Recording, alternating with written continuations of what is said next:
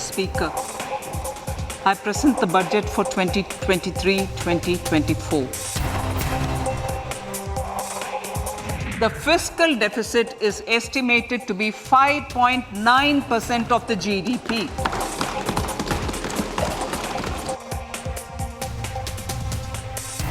I propose to increase the rebate limit to 7 lakh in the new tax regime.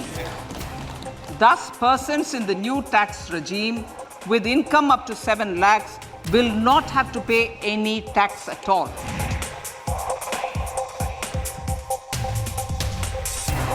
नया budget आपके सामने है, नए संकल्पों को लेकर के चल पड़े। 2047 में समृद्ध भारत, समर्थ भारत, हर प्रकार से संपन्न भारत हम बना के रहेंगे।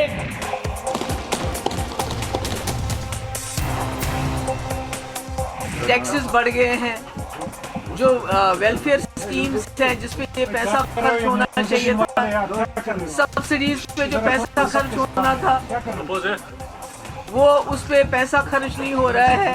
There was no mention of Manrega. What are we going to do about the poor rural labor? There was no mention of unemployment. There was no mention of inflation. It's not only an economically power-packed budget, but it's also a humane budget. Tax rebate वगैरह ये केवल जो है आंखों में धूल झोंकने के बराबर है।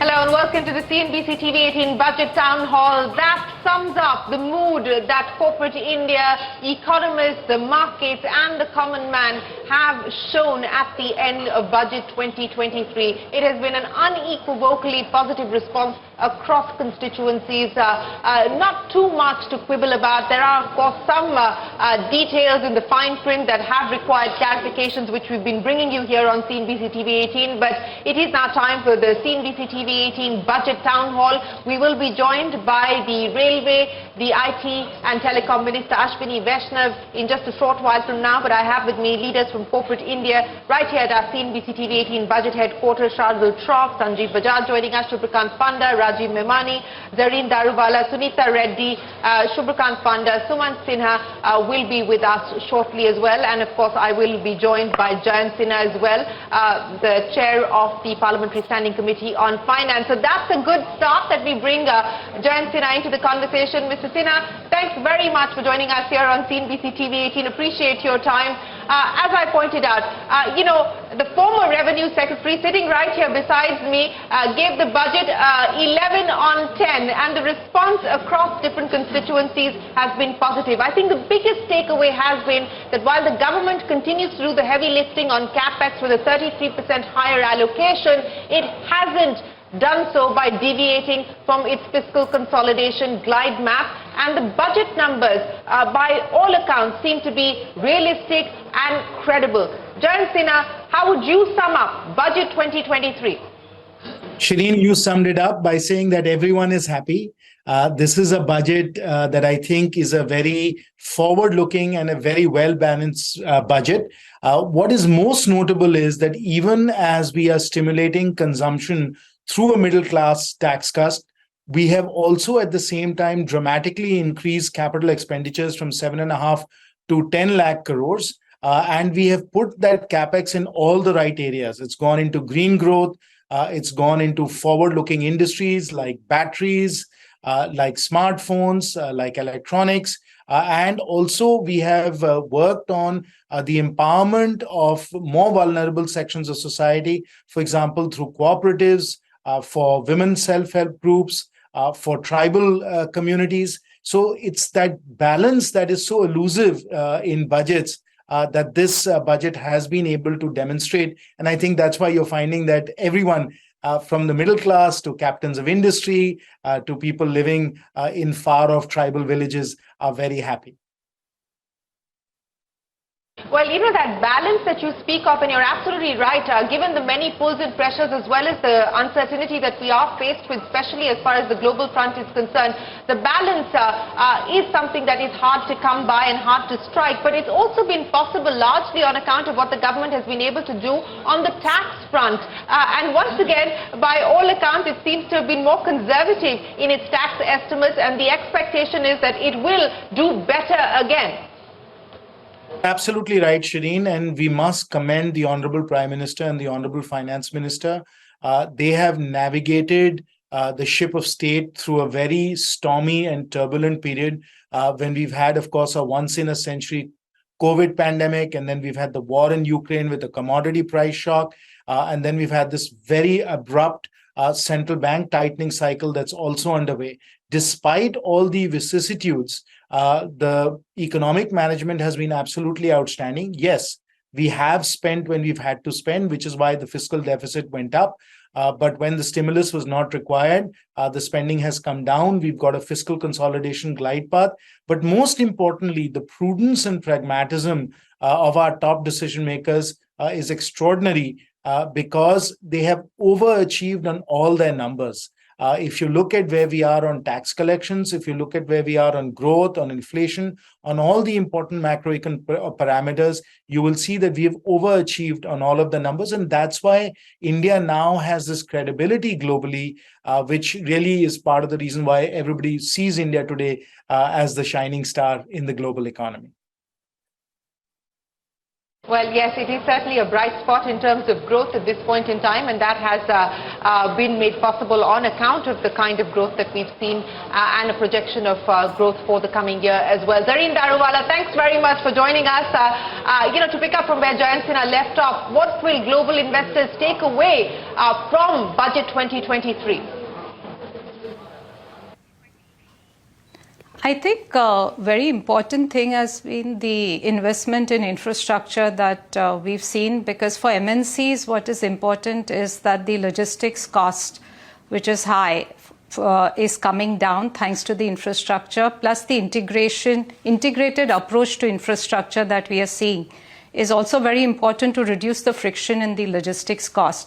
And that, to me, will be a big fillip for manufacturing, more and more FDI coming into the manufacturing sector in India. Yes, the hope is that we will be able to draw in more FDI into the manufacturing sector. Let me bring in our industry captains who are here with me as well. And Shardul, Shroff, let me address the issue of what you liked particularly in the budget. Because while we've all focused on the headline numbers, CapEx, railway CapEx, defense budget and so on and so forth, there's plenty of details outside of that as well. What did you like there? I think the emphasis on new industries, emphasis on education, emphasis on health, legal aspects of resolution of matters between the MSME and also between government undertakings, the Jan Vishwas bill, which sort of reduces compliance, and the decriminalization process. So there's a lot if you look at it from even the perspective of a lawyer. Specifically, since you brought up the issue of litigation and dispute resolution, the Vivad Se Vishwas 2 scheme that has been announced by the government, of course we are waiting for the fine print in the rollout, but a graded settlement scheme is what the government has proposed. What do you make of that? I think it's necessary because it's always in an inverse proportion. The larger the dispute, the lesser the percentage of claim which should be allowed or should be the same, because ultimately the financial outlay has to come from budgetary purposes, especially if government is to pay to a government undertaking. The reverse may be not budget bound, but it's something which has also got a sense of allocations for government undertakings. So it had to come on a graded basis. It could not have been 100%. It could not have been 100%. Sanjiv, Bajaj, you've now pored over the fine print. This is the third time that I'm speaking with you this evening. I think that confusion or clarity that was required, even on the insurance side, I just had the Revenue Secretary issue that clarification. Does it seem like, it's not going to have any material change, material impact as far as the insurance space is concerned? Well, the little that we have looked at it and I've talked to other colleagues, There is still some clarity required over there, but as the people in the ministry are telling us that this government is moving away from subsidies, from exemptions, and just to lower tax rates. So I guess it's par for course over there.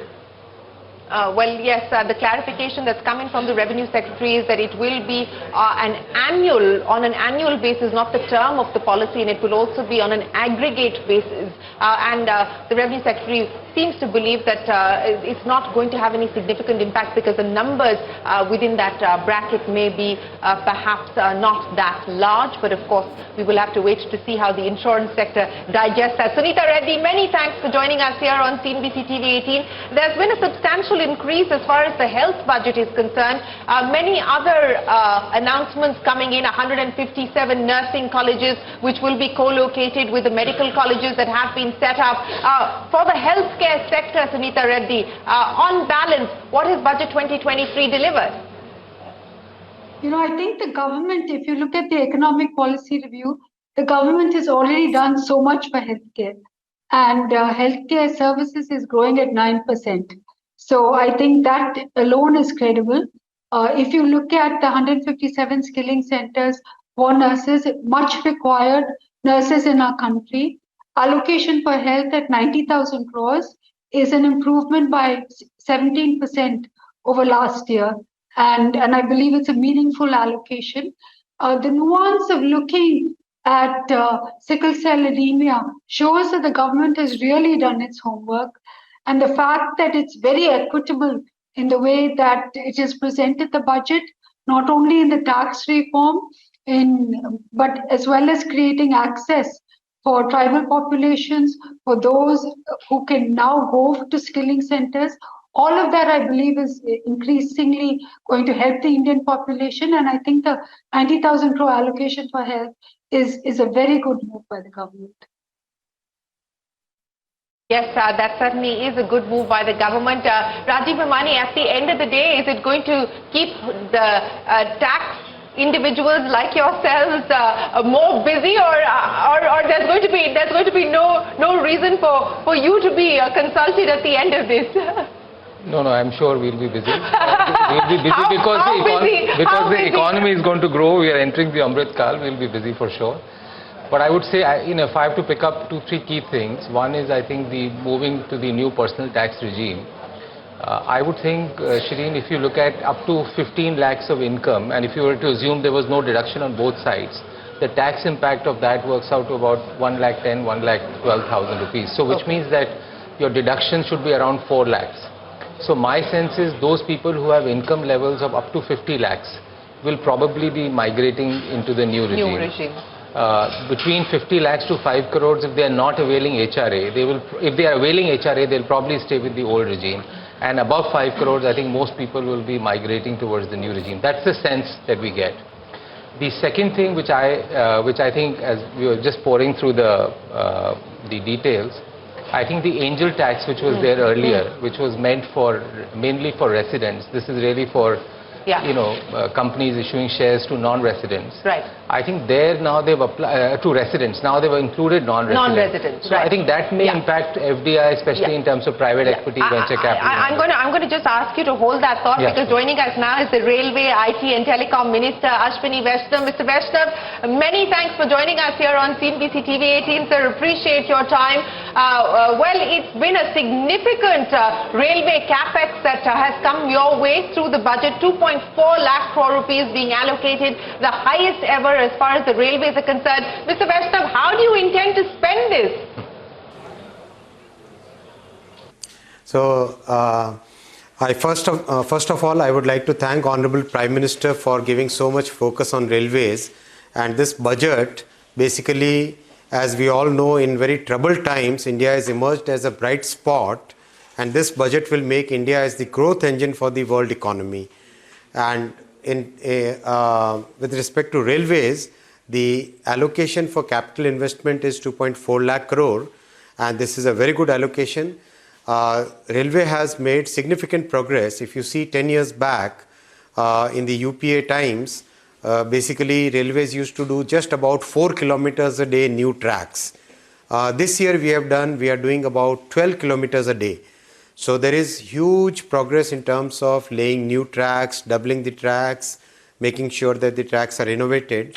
Then there is huge focus on redeveloping the stations.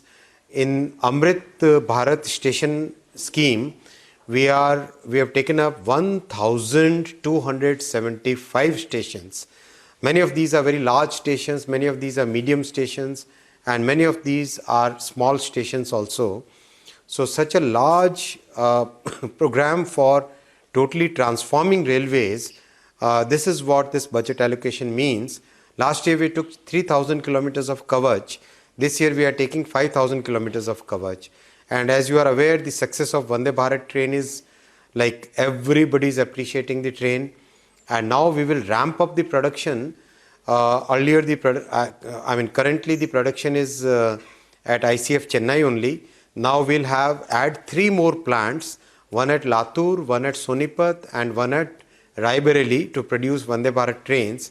So there is a lot of excitement in railways, complete transformation of passenger experience, and rapidly increasing the cargo share which had gone down to 27% in terms of road versus rail. Now we have started climbing back, and last year it was 28%, this year it is likely to be 29% of the cargo share. So that way there is a lot of growth opportunities in railways, yes. You know, speaking of those growth opportunities, and thank you very much, Mr. Vaishnaw, for telling us that 3 more plants will be set up for the Vande Bharat trains, Latur, Sonipat, and one more destination that you spoke of. But I also want to understand, you know, what are we talking about in terms of addition?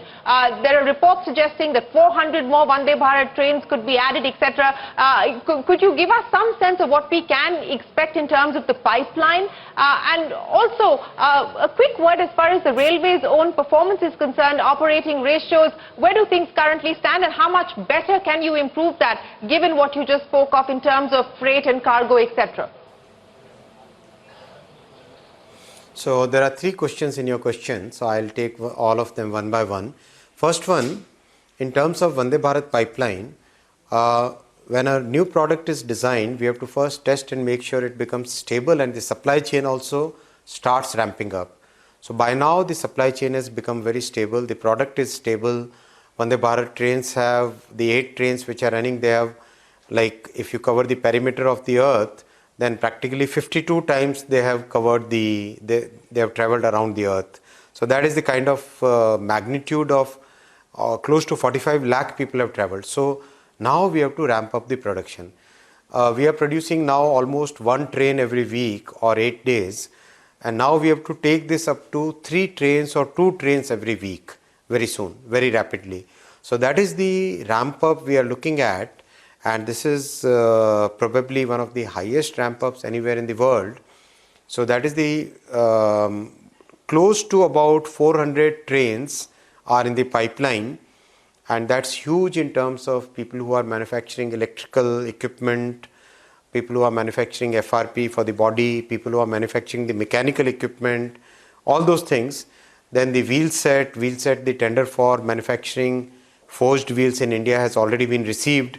Very soon that will be opened and the winner would be announced. So lots and lots of manufacturing in railway sector happening in the country, absolutely in line with Prime Minister's Make in India vision.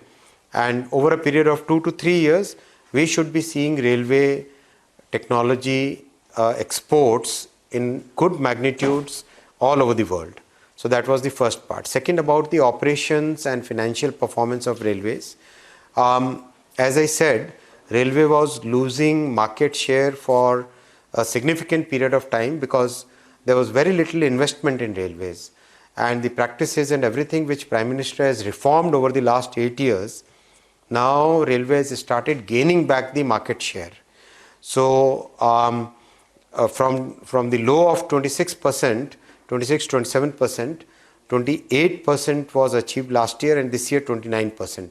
So with increased market share and adding close to about 300 million tons in the last 8 years as additional traffic, additional cargo, this has helped railway break even, and we are today able to meet all our expenses from the revenue which is earned out of railway. So for capex, yes, we are dependent upon the government budget. For opex, practically we are able to meet the entire expenditure. So that is where we stand.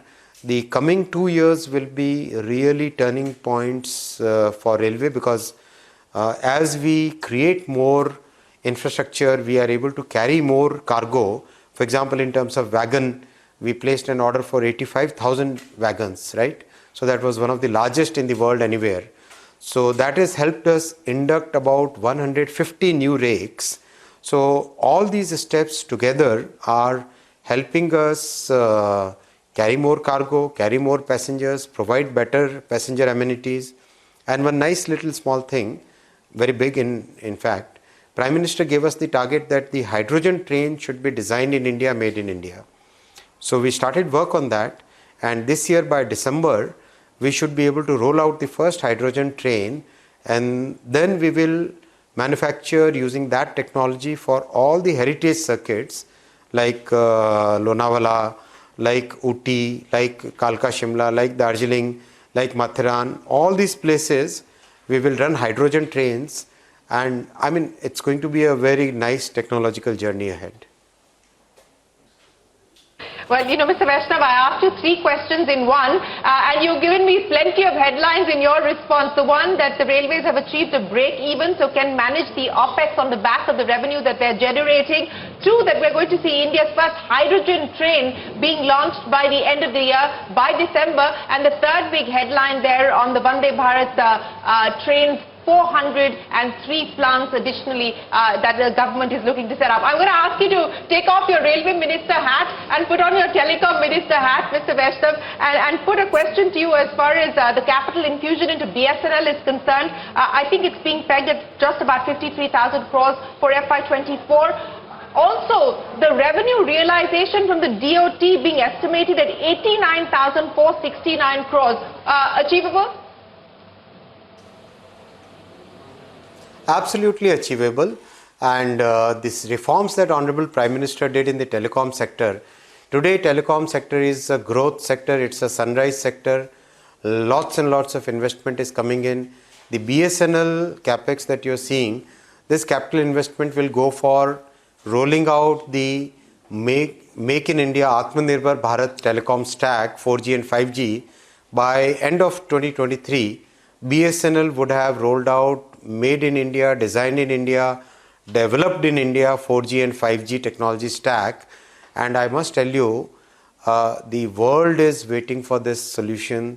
Already 2 countries during Davos met me and confirmed that they would like to roll out, deploy India's technology, telecom technology, as soon as we would have put about 20 or 30,000 sites in place. So it's telecom is a growth sector now. It's sunrise sector, and lot more innovations, lot more reforms, lot more investments, lot more employment in the sector.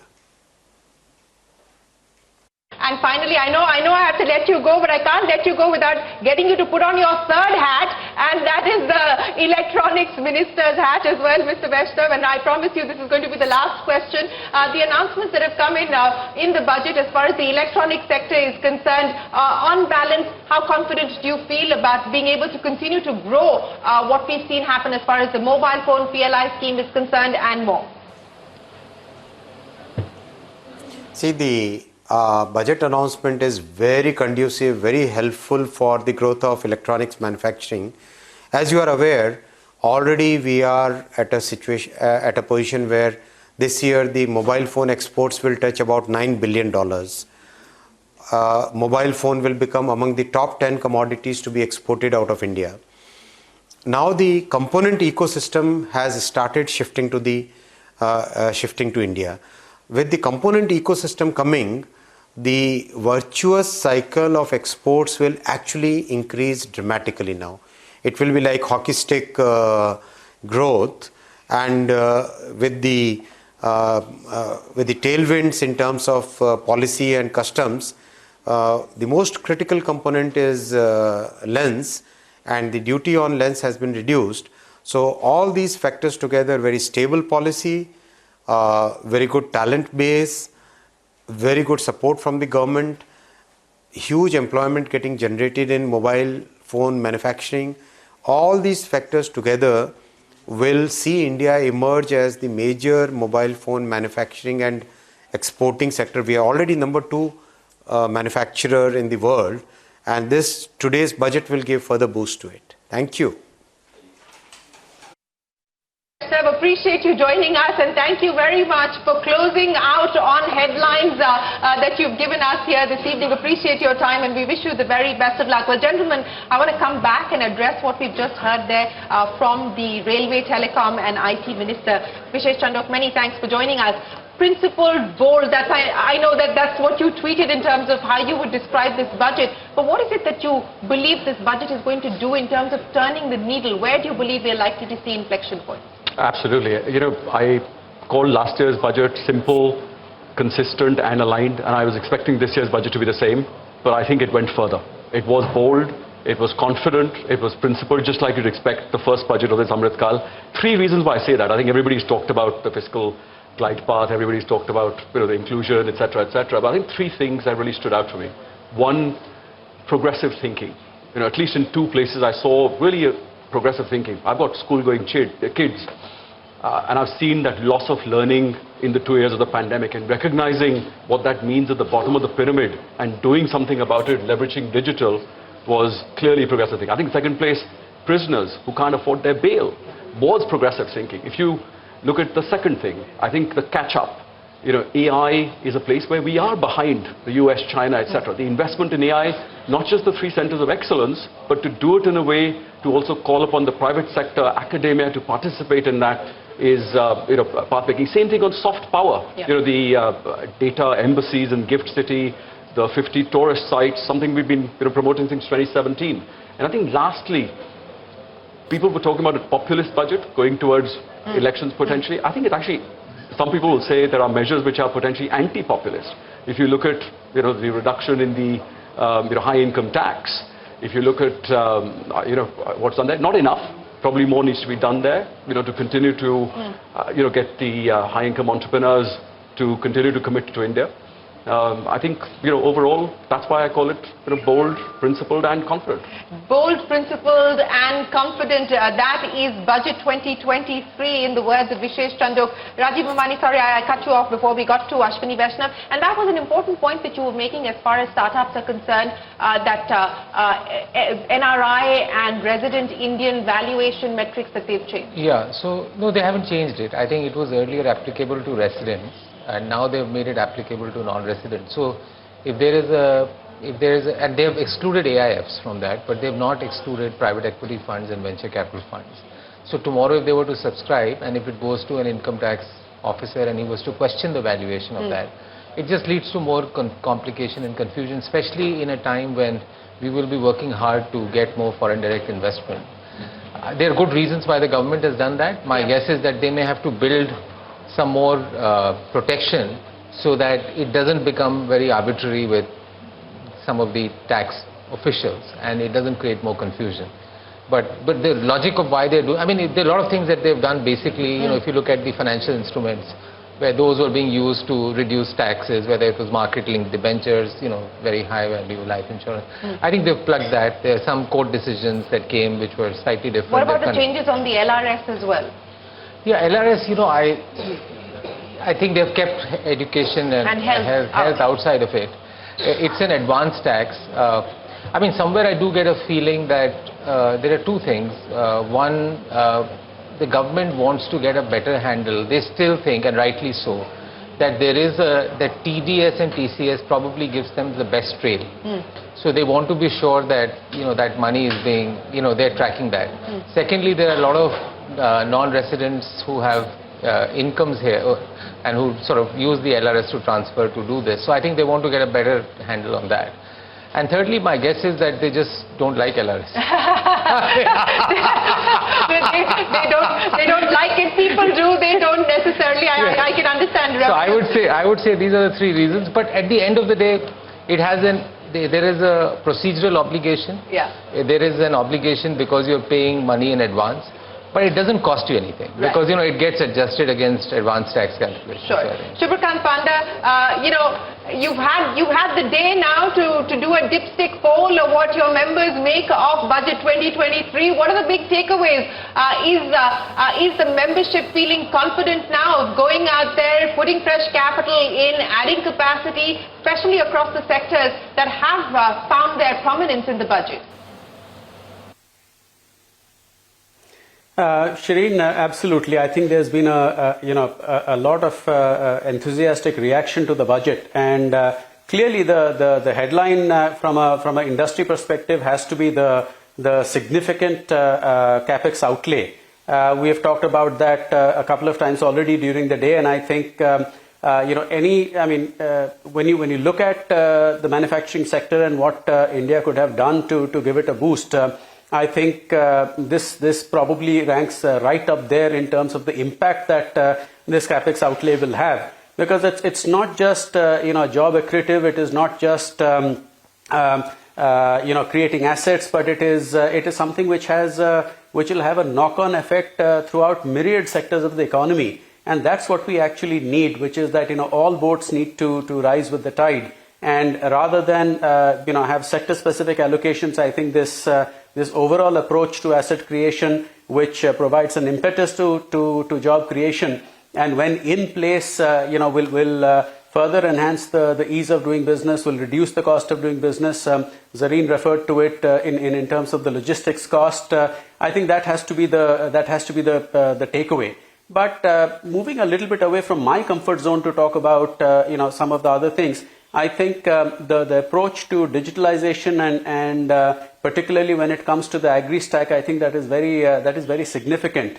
And I think the overall message there, which is that a tech-enabled, knowledge-based economy is what we are moving towards, and that's the sort of aspiration, that's the sort of broad thinking, big thinking that is going to take us to becoming a $5 trillion economy and more. And I'm glad that, in a manner of speaking, this budget really sets the template for what we can expect in the Amrit Kal. And this is something that the finance minister had referred to at FICCI's 95th AGM when she was there now in December of 22, which is to say that we'll build on the momentum of what this government has done over the last 7 or 8 years and set a template for Amrit Kal. I think that was the opening comment, that this is a blueprint for what the government intends to do for India at 100. Rajiv Memani has also got a report for India at 100, and that pretty much mirrors a lot of what we've discussed as well. But Zarin, Daruwala, I know that you've been focused for the last several years on how do we get FDI to come into India, move away from destinations like Vietnam, etc. Do you think that in light of not just the decisions taken today, but the decisions taken over the last few years, in addition to the decisions taken today, that India today is much better poised as a location, as a destination for diversification of capital flows? Yeah, I would agree, Shirin. But before I get to answer your question, I thought I'll just say that to my mind, it's a 360-degree budget. And why I say 360 degrees, it straddles all segments of the nation, whether it's fishermen, tourism, MSME, middle class, upper middle class. So it touches almost everybody. And to my mind, that's really distinctive about the budget this time.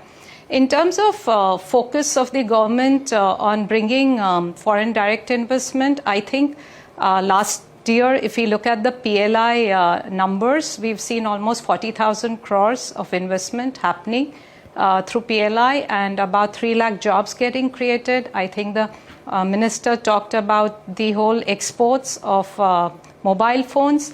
So we're seeing bit by bit clearly the whole atmosphere being quite vibrant. For the MNCs in Standard Chartered, I had my global management team come to India, and I've never seen them as optimistic about India as I saw them this visit.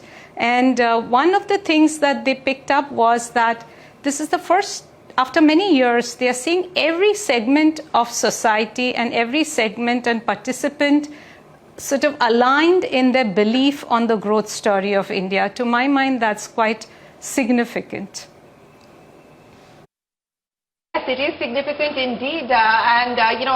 We were in Davos just a few weeks ago, and that was the sentiment there as well. India, of course, an outlier at this point in time, both in terms of growth, but also in terms of being able to tackle inflation. Sumant, many thanks for joining us. Let's talk about the green focus of the budget, and there was plenty there. 35,000 crore rupees being allocated for the energy transition, a large part of that for retrofitting of OMCs. Your big takeaway as far as the green thrust of the budget was concerned and what it does for the transition. Yeah, Shireen, let me first of all echo the words or the sentiments of some of my other co-panelists on this session. I too agree that this is a budget that has been able to pull off a fine balance between fiscal consolidation and encouraging growth. And it's been able to do that by really focusing on a number of sectors of the economy. And as Zarin said, it's really got something really in it for everybody, which is quite remarkable, actually. So I think really a budget that positions India well for dealing with a lot of the global uncertainties that exist, and also positioning India for long-term sustainable growth, which is going to be very positive. And especially in an election year, in a year in which there are so many global uncertainties, that's a pretty neat trick that the FM has been able to pull off in this budget. The green sector is another sector where there is quite a lot of meat in it. Clearly, the government has talked about the 35,000 crores of green transition for the energy transition that you talked about.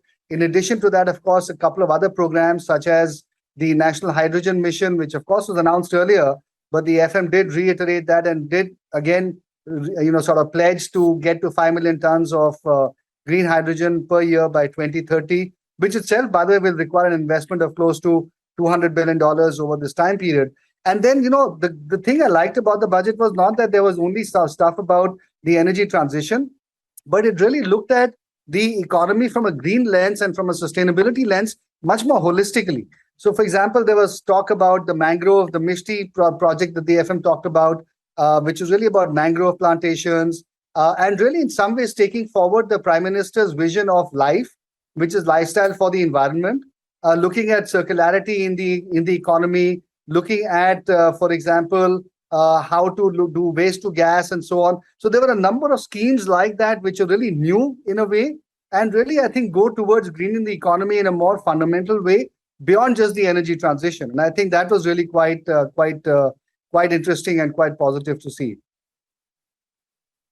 Well, joining me now is also the former Chief Economic Advisor and now Executive Director with the IMF, KV Subramanian. He joins us all the way from the US. Mr. Subramanian, many thanks for joining us. We spoke yesterday on what the economic survey had put out, and today the budget pretty much taking that forward. And what has been the big headline is the focus on CapEx, but not deviating from fiscal consolidation. I'll put out the word cloud for you. Budget 360, bold budget, triple C budget that focuses on capital, on capex, consumption, credit. Those have been some of the ways that people have described Budget 2023. Over to you on what you make of it. So for me, the key part has been that the, unlike in previous, instances like these, where this is the last full budget before the elections, there is extraordinary populism. I think that has been resisted, and that's very, very significant. Secondly, the emphasis on public capital expenditures, and this was part of the economic vision that India has adopted since COVID, starting from the 2021-22 budget. Now this is the third year in a row that actually it has been emphasized. So there's a significant continuity. And I think the articulation of the economic vision and the implementation of that, I think is significant. When I look at overall 4.5% of GDP together with incentives, given to states to step up capex, I think, you would recall that the 50-year loans were announced 2 years back. But this year, I think ensuring that, those can be availed only if it is spent by FY 23-24, I think is a very good step. Together with that, also the financial sector, I think the ECJLS scheme had done spectacularly well as part of the COVID package, and I think doubling down on that through 2 lakh crores additional credit is, I think, good. I was looking at the economic survey data. Credit to MSMEs this year has averaged 35% plus, and I think this will give further boost to credit. To me, a fundamental reform, I think, which was mentioned, if you would recall, in the 2019-20 economic survey on the chapter on golden jubilee of bank nationalization, we had talked about the a registry for of data, financial sector data. We had called it the public sector banking network. The National Financial Information Registry is, I think, a step that actually captures that in spirit. I would wait for the details, but to me, it looks like a very important step because it will bring together data, and thereby reduce what we economists call asymmetric information, between lenders and borrowers. Together with the, measures take compliances and the consumption boost that must come from from more disposable income in the hands of the middle class. I think overall, many of the engines of the of the economy will actually start firing even higher with this budget. Well, that is the hope and certainly the expectation, and by all accounts there is confidence that the numbers that have been projected in the budget will not just be met but perhaps will be beaten as well, and that is the expectation at this point in time. I'm going to get wrap-up comments from each one of you before I go back to KV Subramanian. Vishesh, on balance now, do you believe that this does enough to unleash the animal spirits, which have now started to, as the survey said, there are incipient signs of private capital formation? Does it do enough to really unleash the animal spirits? Well, it certainly does nothing to contain them. And I think that was the big thing that industry's always said. Don't give any surprises. Certainly that 10 lakh crore, 33% additional push to infrastructure to continue to prime the economy, does that. I think, some of the things, even if you look at what I said, principal budget, insurance as an investment product versus insurance as purely life cover. The idea here is to want to tax it if it's used as an investment product. Buy insurance for that life cover. If you look at the CSR spend, again, is it really a business furtherance expense or not? So I think very clearly, I think if anything, it does not contain the animal spirits, and I think India Inc. has the animal spirits as long as we go back to that trust-based governance. That's the single most ask of India. Shardul, Shroff, what do you believe the budget is going to do? The fine print is now done and dusted. We'll see what more emerges. But how does it really change things? Does it change the complexion, starting tomorrow?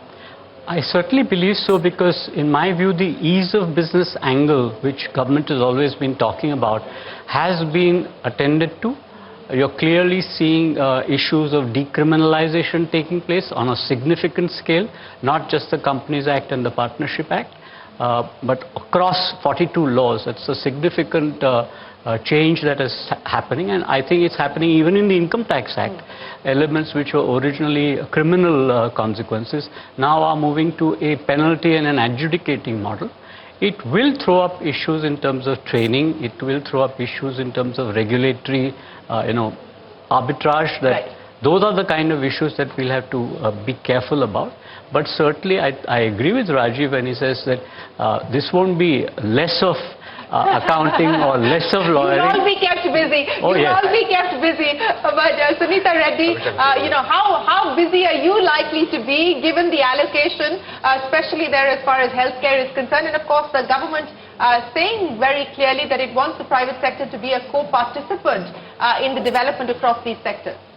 Yes, I think that is the most compelling part. The fact that we shall partner with the government, especially if you look at AI, where they said they will set up 3 centers which will focus on AI. I believe that this focus and use of data will prompt clinical decision making and make it far more effective. The second part, which I found extremely exciting, is the fact that skilling will enable us to provide medical manpower to the rest of the world, not only for India, but for the rest of the world. Like we were the back office in IT, I believe that in healthcare, India has a huge opportunity to provide healthcare to our citizens as well as people across the world, and at 1/10 of the cost. Yes, that certainly is an advantage that we enjoy. But KV Subramanian, back to you. You talked about some of the things that you liked in the budget, and of course, I think what has gone down well, and the fear was that given the fact that this was the last full budget ahead of the election year, would there be any deviation on fiscal consolidation? That has not been the case. 6.4, 5.8, 4.5, sticking to that glide path, and very confident that they should be able to get to that number.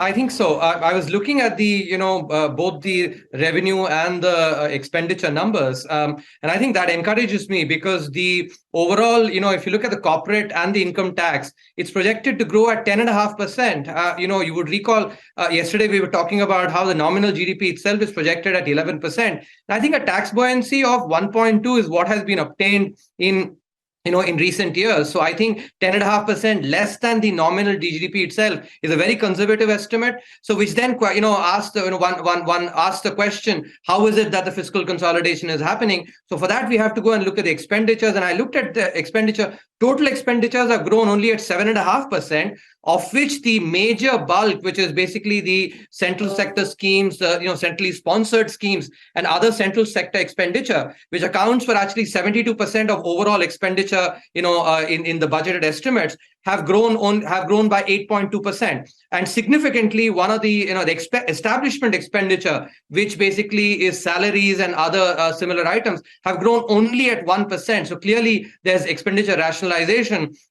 And that is why, even with a significantly conservative estimate on the revenue side, I think the numbers look good. One point actually, which I will mention as a slight concern, which is I look at the the non-tax revenue that's been budgeted to grow at 15%, of which the other non-tax revenue, I presume that might actually include privatization proceeds, I guess, are projected to grow at 22%. I mean, these are a smaller proportion of overall revenue, but still, I think this is something which seems like a black box to me. So if I have to nitpick, I would actually nitpick only on that part, in terms of the revenue projection. So overall, I think the 5.9% fiscal deficit target should definitely be possible to achieve, especially if the even if the nominal GDP 11% and even a 1.1 tax buoyancy, I think that should definitely be achievable.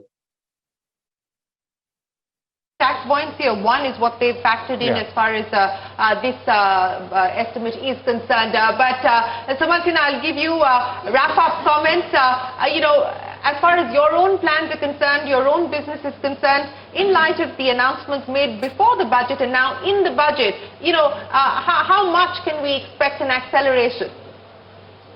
Well, Shireen, we were already going at more than top speed earlier. I don't know whether it's physically going to be possible for us to increase our speed anymore.